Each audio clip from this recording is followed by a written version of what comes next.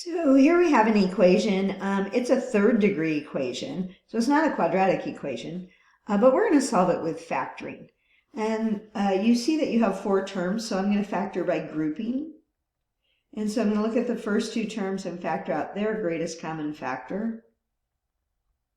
I'm going to look at the back 2 terms. Now when I factor out the greatest common factor here, it will have to be a negative. So I'm going to factor out a minus 9. That's going to change it to x plus 1. By the way, when we are solving by factoring, we want to use the ZPP, so we have to have it set to 0. But it was already set to 0. Okay, now back to why that's plus 1. Negative 9 times x, negative 9x, negative 9 times a positive 1 is negative 9.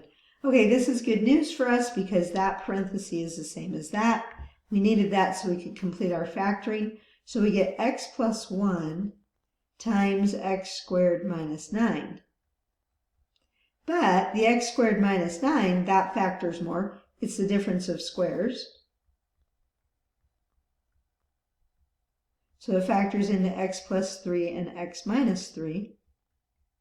So we get 3 factors. You can set each one of them to 0. And by now maybe you're getting used to this, but for the first factor you get a negative 1. The second factor you get a negative 3. And then the last one you get a positive 3. So if I put negative 1, that makes that factor 0. If I put in a negative 3, that makes that factor 0. If I put in a positive 3, it makes that factor 0. I just didn't write out the equations, but you certainly can write out those equations. Okay, 3 answers there.